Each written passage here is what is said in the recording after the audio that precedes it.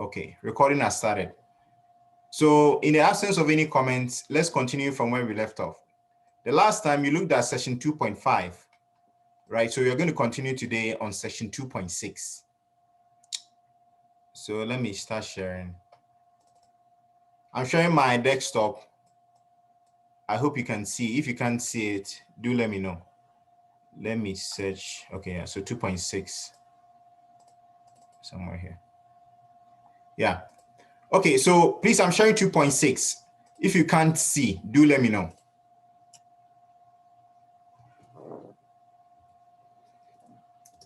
Okay, so for 2.6, we are looking at limits at infinity, right? And then horizontal asymptotes. Limits at infinity and horizontal asymptotes. So as you've noticed, right, when we started this class, all along, what we've been doing is we've been taking the limit as we approach, x approaches like a number, like say 2 or 3 or something, right? But for this section, we are going to be interested in looking at the limits as s approaches some kind of infinity. This time, not a constant, but like a positive infinity or negative infinity of a function. So that's what the section is about, right? So we are looking at this, something like so. Right? The limits are no longer, we are not approaching a constant, but rather approaching either negative arbitrary large numbers or arbitrary large numbers.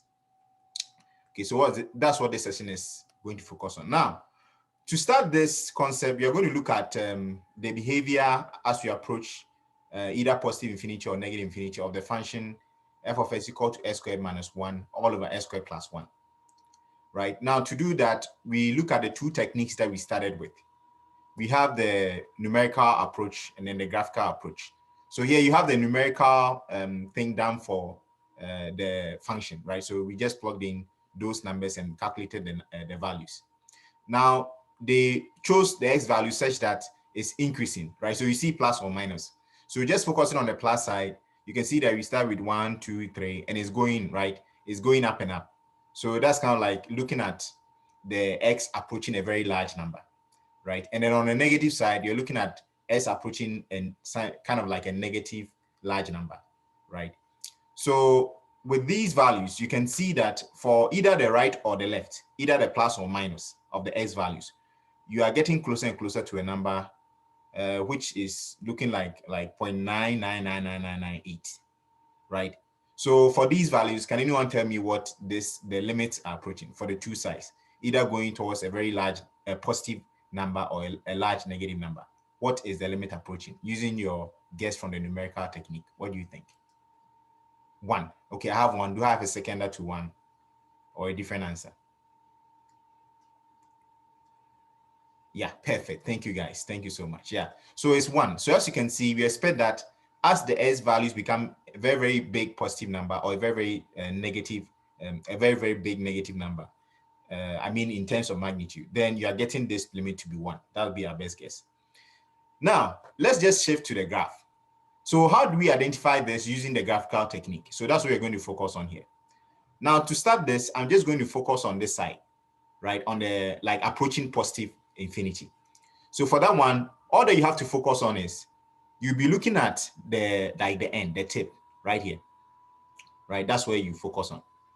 So what you see is this will be the behavior of the function. The function will be getting closer and closer. It will be getting near to, say, a certain y value. This time we have it in red so that you can clearly see that it's getting nearer to this line, right? So it's getting nearer and nearer to this y value, but it doesn't touch it. So like in the long run, it becomes like asymptotic. It's getting closer and closer to that value without touching it. And as I said, the emphasis is on the end, right at the end. So you're looking at this one, you're looking at as you approach what? A positive infinity, right? So like so at the end, that's what you see. The blue curve is getting closer and closer to the red, which is the y value, the y equal to 1, but it doesn't touch it, right? It's asymptotic, right? So you see an asymptotic behavior here. Right, so that means that we can say that the limit as you approach infinity of this function, which is s squared minus 1 over s squared plus 1 equal to positive infinity. Right, so that's how you see it. So just look at the end. Now, we are going to look at the negative infinity side, but let's just focus on the positive infinity, right? So, oh, sorry, what did I say? Equal to, it's not equal to infinity, but rather equal to, let me go back. I can erase on this. It's rather equal to what? What's the correct answer? It's equal to what? Yeah, it's equal to 1. Yeah. Let me go back. Shift 5. Yeah, so it's equal to 1, like so. Right? Because as we get arbitrary big values of the x, the blue curve is approaching this y value, which is y equal to 1. Right? It's approaching that number. So that's how we write it. Please, any questions on this? As I said, I'll deal with the negative infinity in later slides. I'll come back again. Okay. So now, this is the symbol, right? This is the expression, how we write it, right? But which is what I just wrote here, right? So we say the limit of s squared minus 1 over s squared plus 1 as s approaches infinity is equal to 1. That means we can make this expression very, very close to 1, as close to 1 as possible by taking what? Very, very big values, right? Letting x approach very, very big values. So that's what this is talking about. Okay. So let's look at the formal definition. So in general, it's not only restricted to this function, right? For any function, if you are looking at the limit as the limit of the function as the s approaches infinity equal to L, then what we are trying to say is the f of x approaches the L as s becomes larger and larger, right? So there's an intuitive definition. So let f be a function defined on some interval a to infinity, right? Then the limit of f of x as s approaches infinity equal to L implies that we can make f of s arbitrarily close to L by requiring s to be sufficiently large, right? So that's why that's for only the infinity side, right? So I'll talk about the negative infinity in later slides. Please, any questions so far? So that's how you see it with the numerical or the graphical way. Any questions? Okay.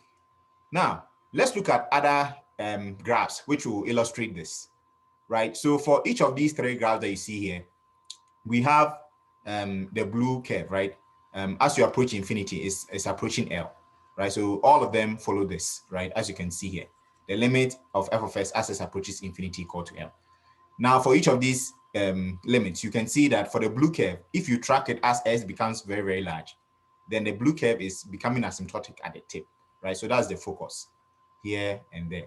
Here it's not so obvious, but it's like so. Let me just zoom a little. I have only one color choice here, but let me try and see. It's something like this. It's up and like so. That's how this is like, right? It's up and down.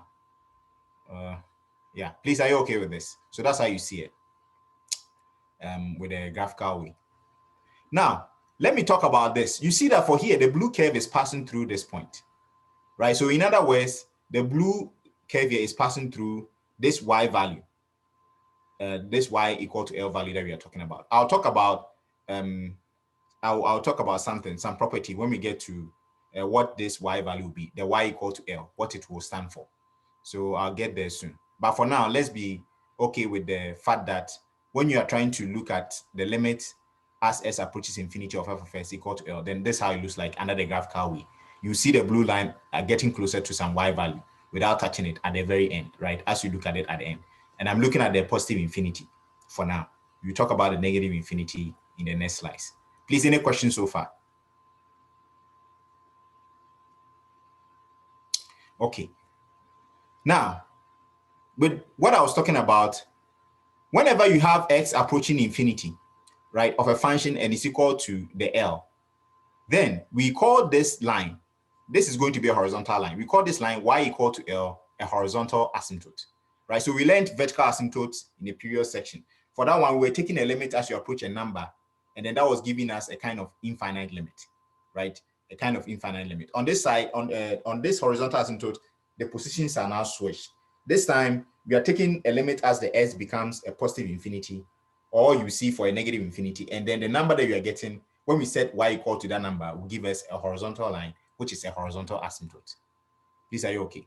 Yeah, so that's the horizontal asymptote. So for these cases, for each of these, you see y equal to L is a horizontal asymptote. Why? Because for this side, when we take the limit as we approach, as x approaches infinity, this blue line is becoming what? Asymptotic to this y equal to L line, right? It gets closer and closer to it. right? So whenever you take a limit as you approach infinity or negative infinity and you get a number, then y equal to that number is a horizontal asymptote. Please, any questions on this? Okay, so now let's look at the other side. So now you're going to look at approaching large negative values, right, of x, approaching large negative values of x. So this has been repeated here for convenience, right? The graph, this is the same graph as you saw when we started with the function, the original function we started with. Now for this two, focusing on the left, right, as you approach more negative values, just look at the tip. You see a similar behavior like what you saw for when you approach infinity. The blue curve is getting closer and closer to what? This y equal to 1, the one value, right? As you get, as s becomes more and more negative, right? So that means for this case, to looking at the graphical technique, you can say the limit as s approaches negative infinity of the function, which is s squared minus 1 over s squared plus 1 is also equal to what? It's also equal to 1, right? Because it's getting closer to this y equal to 1 value as you take s to be more and more negative, right? Please, are you okay with this? So that's how that looks like. Any questions so far? Okay. Now, let me talk about this. Now, for a rational function, as you can see, when we looked at the limit as s approaches infinity on this side, we got 1. And when we look at s approaching negative infinity of the same expression 2, we also got 1. So for rational functions, it's always the case that whenever you take the limit as s approaches infinity or negative infinity, as long as the limit exists, you get the same number. You get the same answer, right? You get the same answer. So limit as s approaches infinity of a rational function, right? This was an example. It's equal to what? The limit as s approaches negative infinity. As long as the limit exists. If the limit does not exist, if it's some kind of infinity or negative infinity, then this doesn't hold, right? But as long as the limit exists, then these will be the same, right? And this will be important when you get to when you are trying to find horizontal asymptotes, right? You know that if it's rational function and the limit exists, don't worry doing the two. Don't worry doing for negative infinity and positive infinity. You just need to do for one, and you have the y equal to the number that you get to be your horizontal asymptote. Please, any questions on this? Are you okay?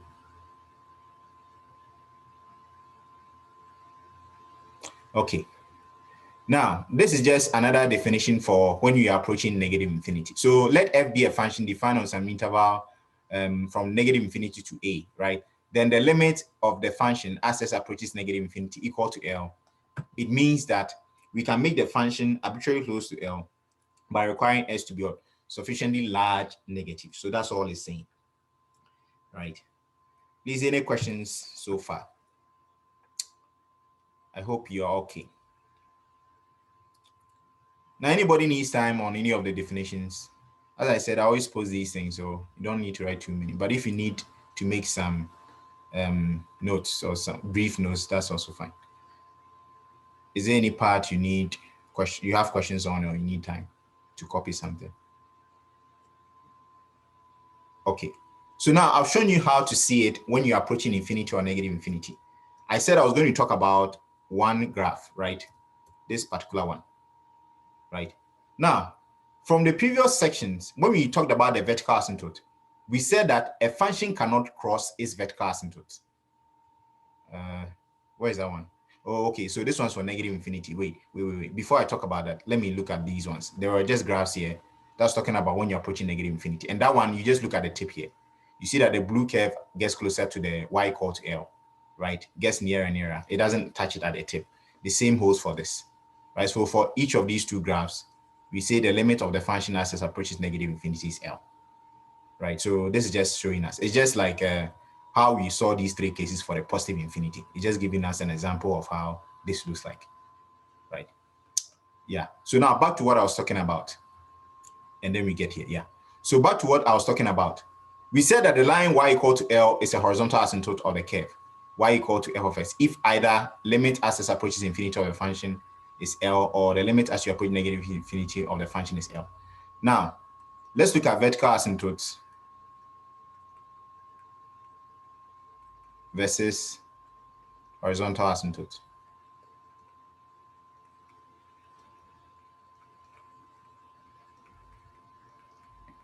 Now, for vertical asymptote, let's look at an example. Vertical asymptote is going to be a vertical line. And say you have a curve like so. Right? Now, for this one, let's say we have a point here. So for this one, we can say the limit as s approaches a from the right is equal to, or say f of x. Let me call this function f of x is equal to positive infinity. And for horizontal asymptote, an example is this. Say we have this, let's say y equal to 1. And then you have a graph like so. Let me cross, and like so, as you get close. So for this one too, the limit as s approaches negative infinity of, let me call this g of x, is equal to 1. Now, so this just, I'm just want to contrast this to let you see something. Now, one very important point to notice, a graph, right, or a curve, a function, can cross its horizontal asymptote, but it never crosses its vertical asymptote. So that's the point I wanted to talk about, right? A graph or a function, right? The graph of a function can always cross its horizontal asymptote, but it never crosses its vertical. So that's what you see here, right? So for this one, you have a vertical asymptote. You can see that the graph of the function never crosses this. However, for the horizontal, it can cross. No problems there. Please, are you okay with this?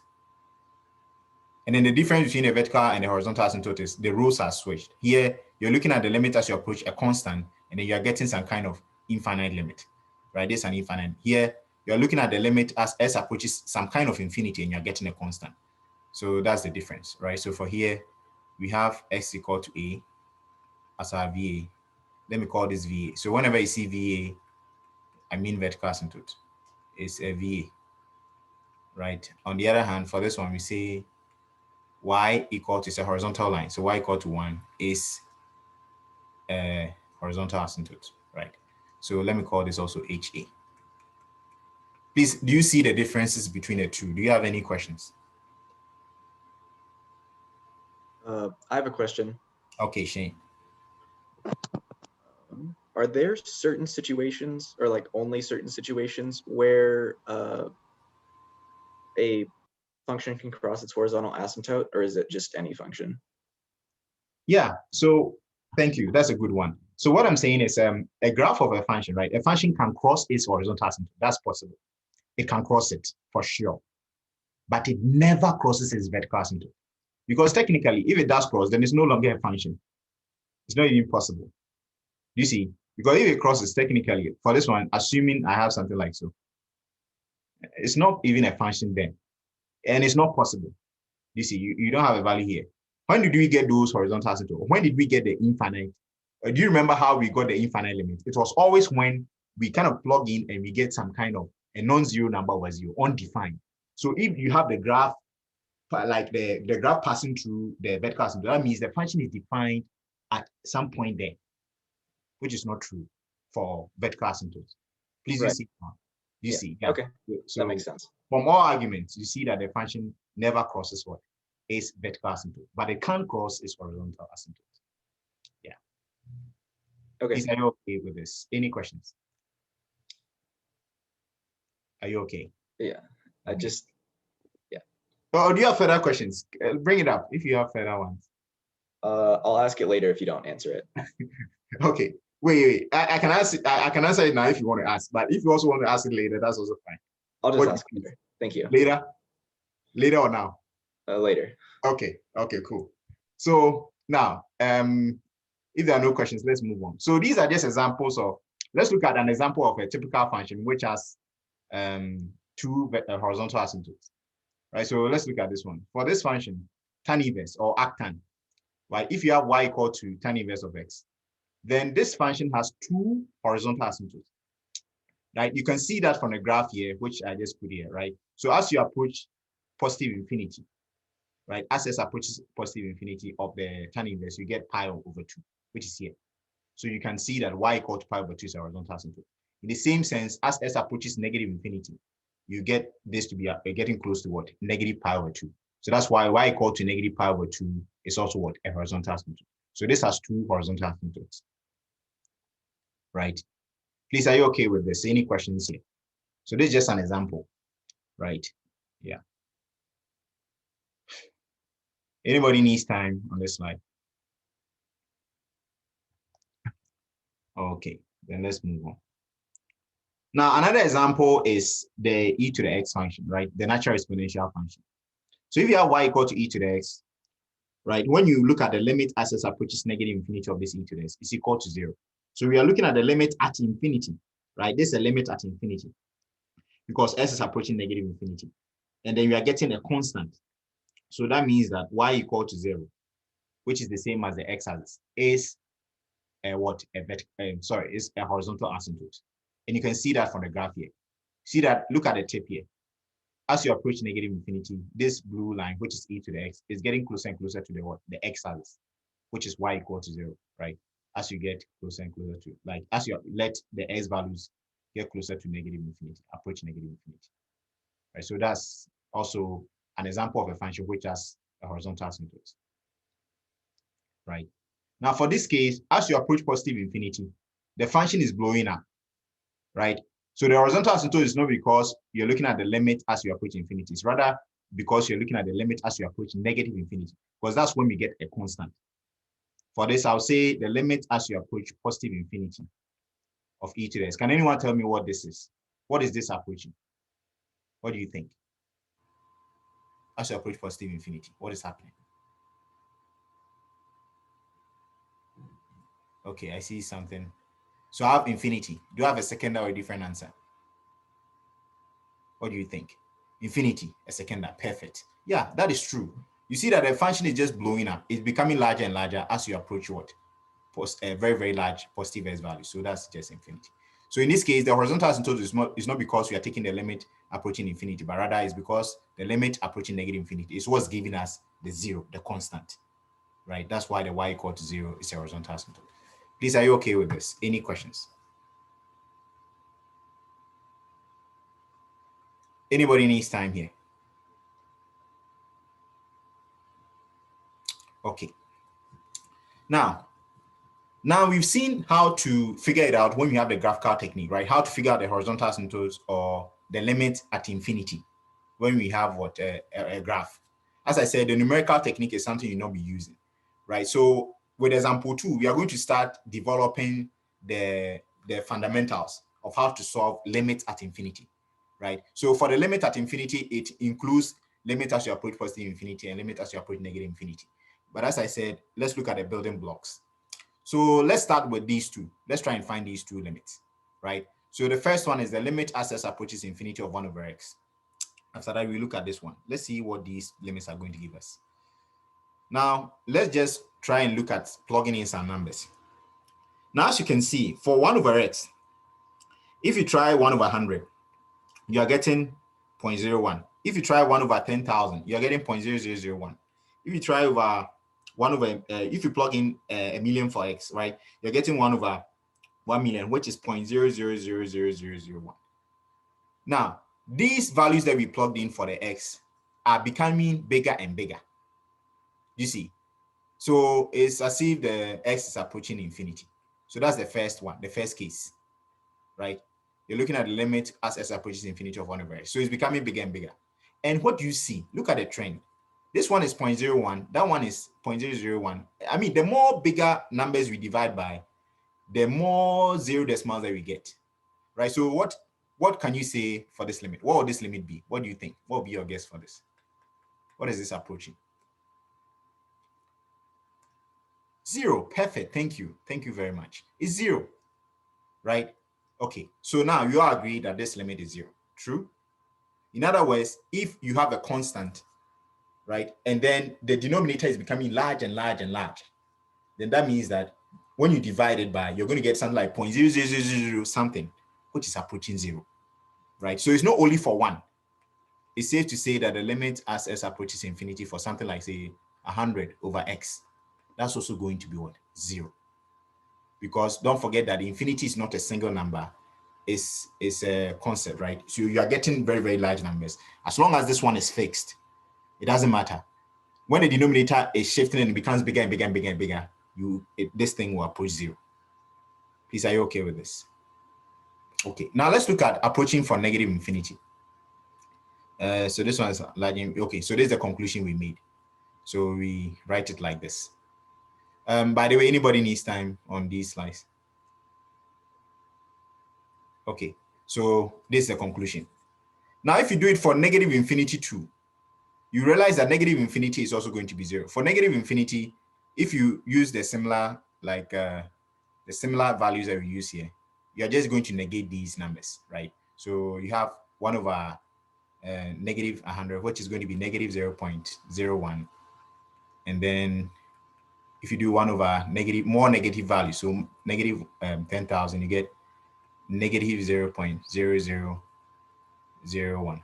And then 1 over negative a million. 1, 2, 3, 1, 2, 3. So what do you get? That's 3, 6, and then 1. So 5 and 1. So that's going to be negative 1, 2, 1, 2, 3, 4, 5, and 1. Right? I hope I didn't miss any zeros. Yeah, so that's it.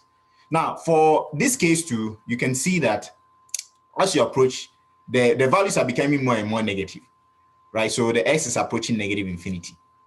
Now you look at the pattern of the numbers you are getting here. This one is negative 0.01. That's negative 0.001, negative 0.0001. So you can see that as you approach a negative infinity, right, the value is what is going to approach 0, because negative 0.000, like negative 0.000001 is still approaching a negative 0.0. So it's still also approaching 0.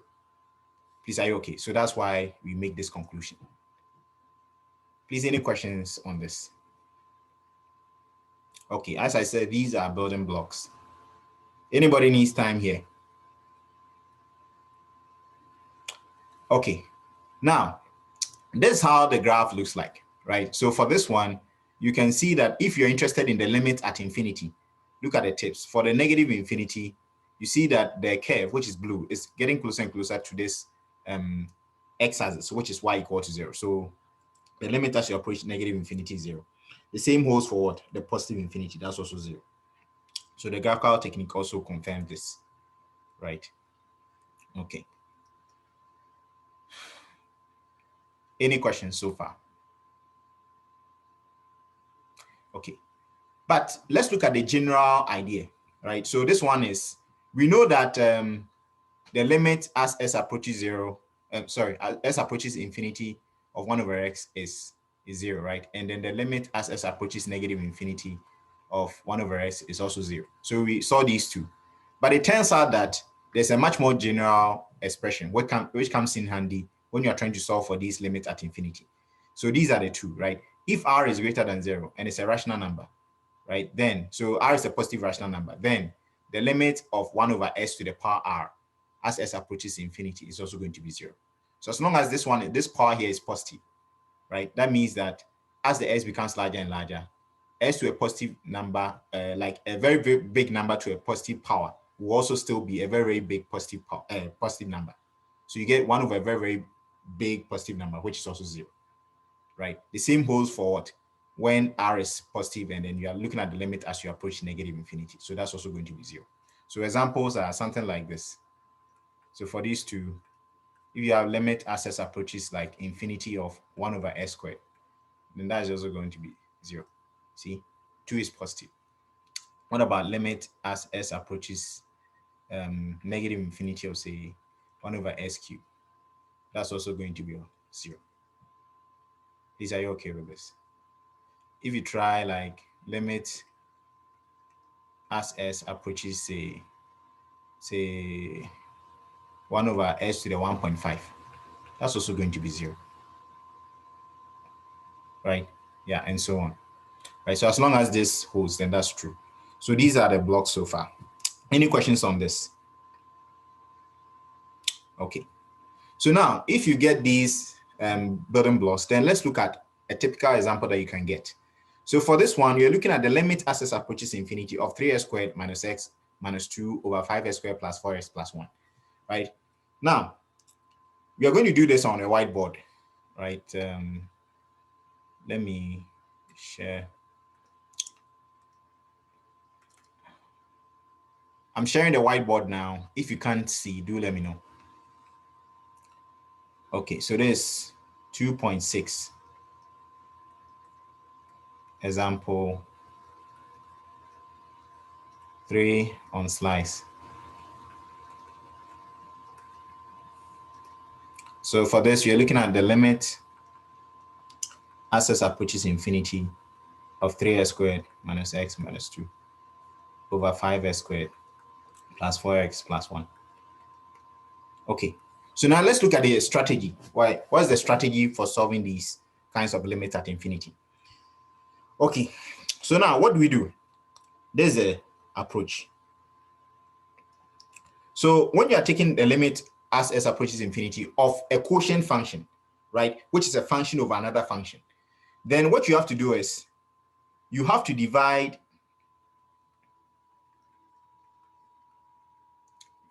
both the numerator and the denominator and the denominator by the greatest power of x.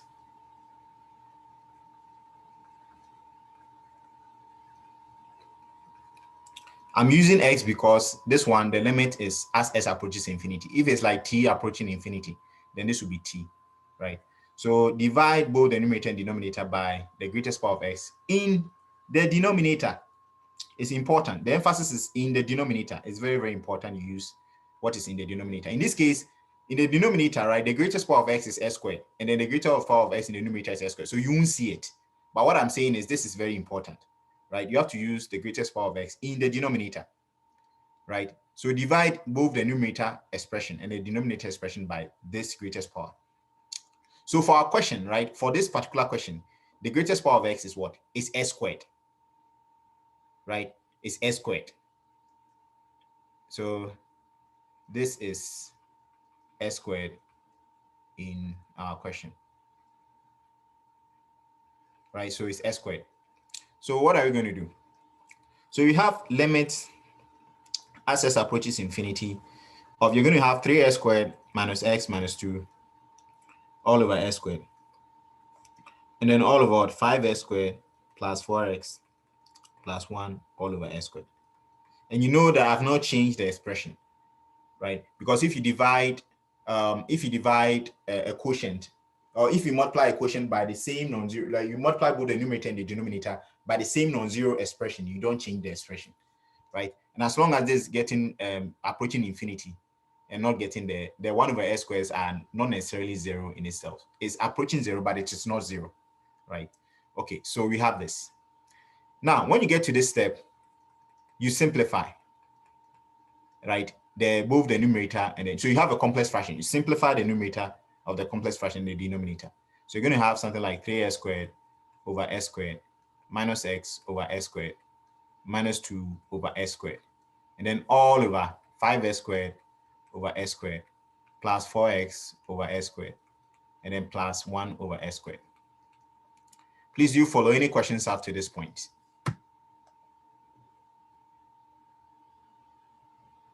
Okay.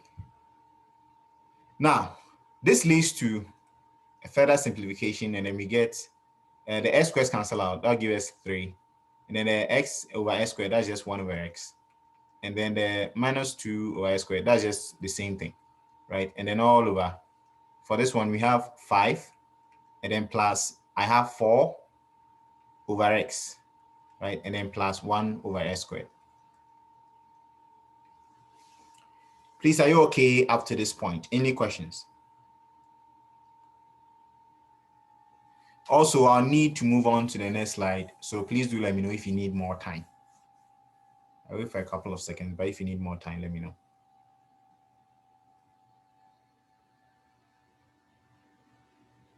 Okay, so now let's move on. We are here, right? So we have the limit. Let me just repeat what's back here, approaching infinity. And then 3 minus 1 over x, and then minus 2 over s squared over 5 plus 4 over x. And then I think the last one is 1 over s squared. Okay, so we have here. Okay, now don't forget the limit laws, right? So the limit laws apply from here. Now, the limit of a quotient of functions is the quotient of the limit if the limit of the denominator is not 0, right? Okay, so by dividing by the greatest power of x in the denominator, right, we make sure that the denominator's limit will not be 0. So this one is always going to be defined. You're always going to get it. So for this one, the limit of a quotient is the quotient of the limit, right? So you just take the limit of the top and then divide it by the limit of the bottom. Now, for this one, if you just focus on the limit of the numerator, right? Just focus on the limit here. So you see this one is a difference of functions, and the limit of a difference of functions is a difference of the limit. So we end up just taking the limit term by term, right? Term by term. So what's the limit as s approaches infinity of 3? What would this be? Can you please help me out? What is that? What's the limit of a constant? Anybody? What's the limit as s approaches infinity of a constant 3? What's the limit of a constant? Okay, I have 3, a different answer, or a seconder. What do you say? Okay, I have 0. Okay, close. So the first answer is correct. The limit of a constant is a constant. So regardless of whether we are approaching infinity or whatever, right? Whatever we are approaching, as long as it's a constant, the limit of a constant is a constant. So that's going to be 3, right? Now, what about this one? What about the limit as s approaches infinity of 1 over x? We just saw this. What is that one? Anybody? 0? 0. Perfect. I have a seconder to that. Thank you so much. Yeah, so that's going to be 0 because we just saw that the limit as s approaches infinity of 1 over x is 0. What about the limit as s approaches infinity of 2 over s squared? What is that one also? Anybody? What do you think? Speak your mind. Feel free. What do you think? 2 over s squared. I have infinity. Thank you. A different answer or a seconder? Feel free. Speak your mind. Yeah. I have infinity. Okay, so I have a seconder to this. Yeah, okay, I have someone agreeing. So now let me just go back to this, right? Do you remember? So let me just talk about this briefly. Let me extend this here. Limit as s approaches infinity of 2 over s squared. So for this one, so I'm just using a different color so that you see that I'm just making a side note, right? I'll return to black. Okay, let me make it like this. So I have 0. Okay, thank you. Thank you, Danny. So now let's go. So for this one, I can show you 2 ways of thinking about this, right? When we learned the limit laws, we said the limit of a constant times some function which depends on x is just the constant times that limit. So technically for this one, you can rewrite this as limit as s approaches infinity of 2 times 1 over s squared, right? So that means 2 is a constant. It doesn't depend on this x. So you can just pull it out and you have 2 times the limit as s approaches infinity of 1 over s squared. Please, are you okay? Now, what is this one? We just saw this, right? The limit as s approaches infinity of 1 over s squared is 0. So you're going to get 2 times 0, which is what? 0. So that's one way to see it. Another way to see it is, no matter what this is, the numerator is, as long as it's a constant and the denominator is becoming very, very large, it doesn't even matter whether it's a positive infinity or negative infinity or 0. As long as the denominator is becoming very, very large, it will go to 0. So from there, that's why I showed you, I think I showed you this. Do you recall I said limit as s approaches infinity of 100 over x? I told you this earlier on. It's also 0. It's the same idea, right? So this one is rather going to be 0. Please, I hope it makes sense now. Okay. Any questions? Now, what about the denominator? So for this one, what is the limit as s approaches infinity of 5? Anybody?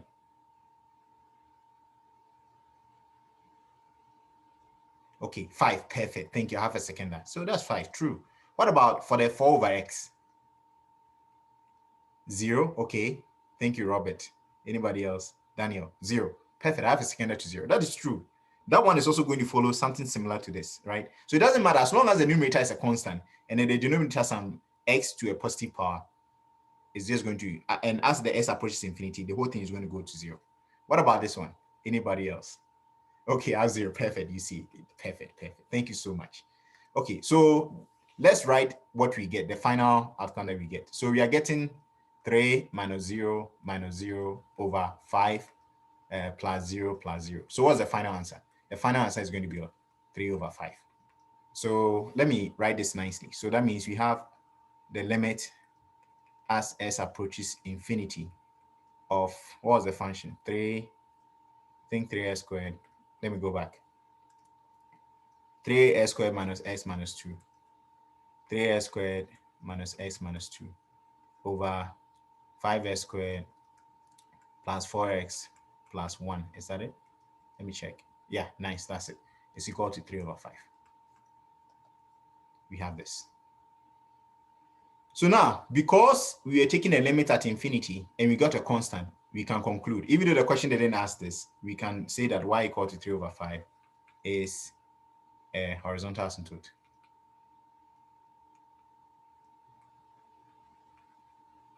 I mean, the question just asks you to find this limit. So when you get here, you are done. But I just want you guys to note this. Yeah. Please, any questions here? Are you okay?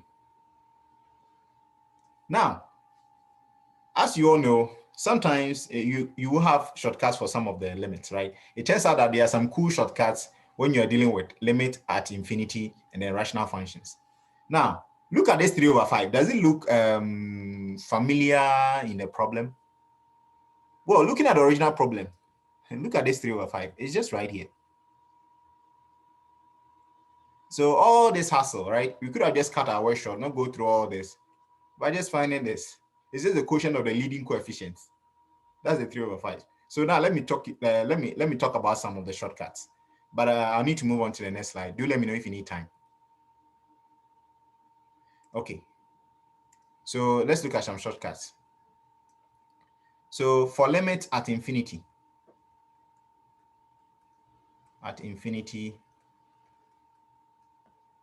of rational functions,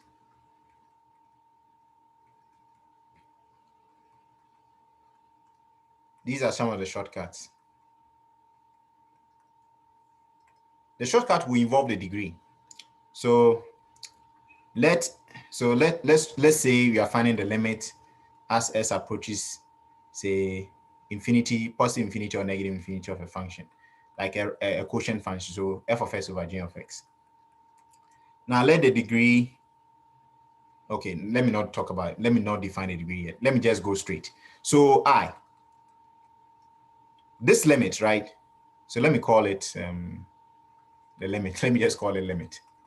So limit will be 0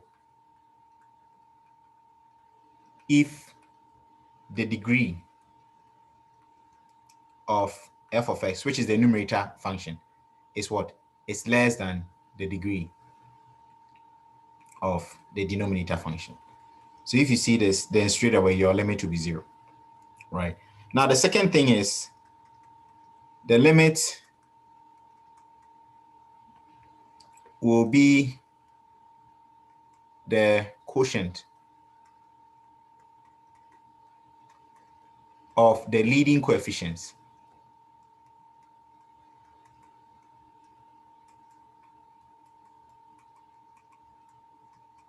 If the degree of the numerator function, right, is equal to the degree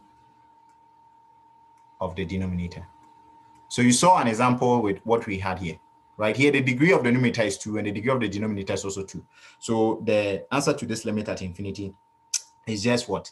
The quotient of the leading coefficient. The leading coefficient are 3s squared, then its coefficient is just 3, right? And then this one is also 5s squared. The leading coefficient, the leading term is 5s squared, and its coefficient is 5. So that will just be 3 over 5, right? So that's the second one.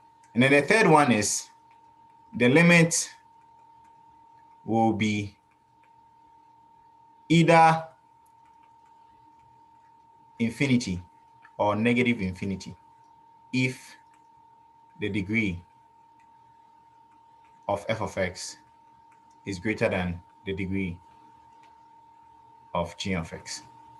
So these are the shortcuts, right? Yeah, but always, right? The thing that works all the time is this one, the one that I showed you here, right? Always divide by what? Both the numerator and the denominator, but the greatest power of x in the denominator, and then you work everything out. You get limit expression, which involves the 1 over s thing that we talked about, right? And those will go to 0, and then the constant that will remain will just give you the limit, right? But if not, and then you have a rational function, you can also use these shortcuts too. Okay, please, any questions on these? Okay. Anybody needs time here? Okay, I think I see something. One sec. Okay, Sage, let me. Okay, Jacob, wait for a sec.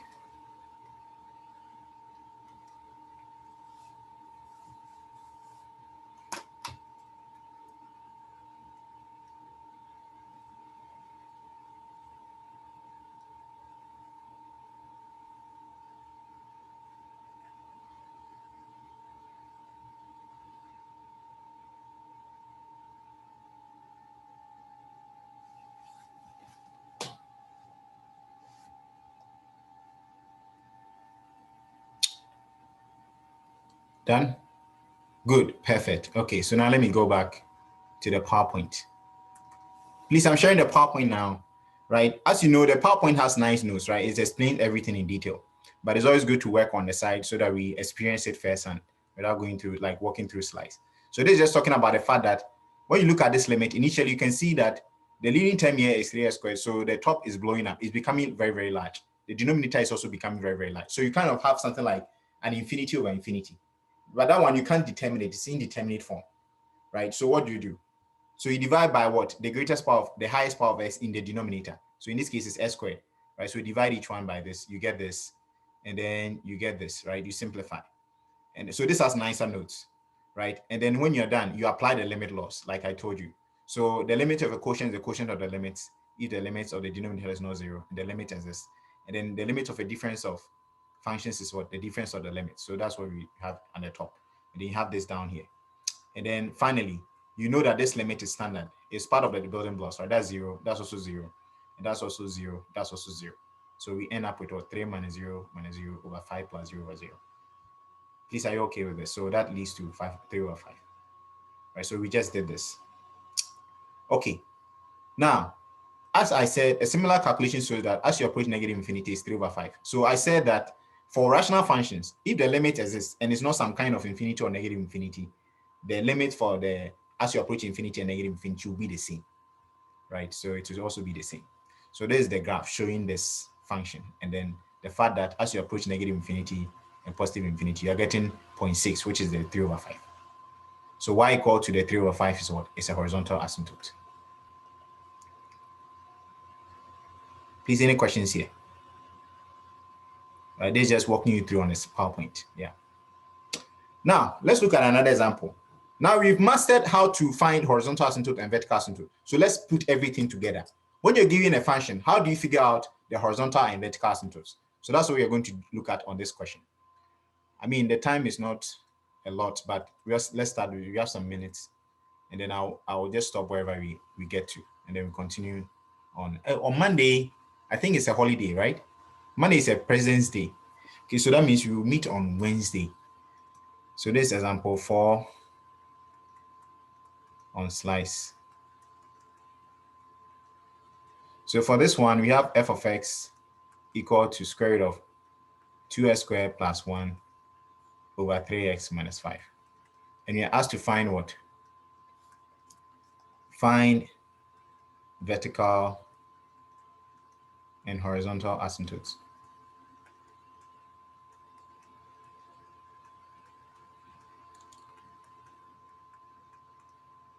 Okay, so for this one, let me start with vertical asymptotes. So for vertical asymptote of a rational function, what will be the candidate? How do we get a candidate? Do you recall? So for this function, how do we get a candidate? Anybody? Make the denominator equal 0. Perfect. Thank you so much. Right. Yeah. So you have to set the denominator equal to 0. So you get 3x minus 5 equal to 0. So solving this, you get s equal to 5 over 3. And then, okay, so it's 1150. Okay, but let me write this limit. I won't solve it. Let me write it down and then we end. Right, so after doing this, all that you have to do is what? Just test one side to see if that will give you an infinite limit. So you have something like limit as s approaches. What do you prefer, from the right or from the left? Let's go from the right. Right, perfect, thank you, of this expression. So I'll write this down. The next time we meet on Wednesday, we'll just continue to solve this limit. Yeah, so we just solve this and see whether there's an infinite limit. If it's an infinite limit, then x equal to that is our vertical asymptote. Okay, so thank you for your time. That's all we have for today. Enjoy your holidays and your weekend.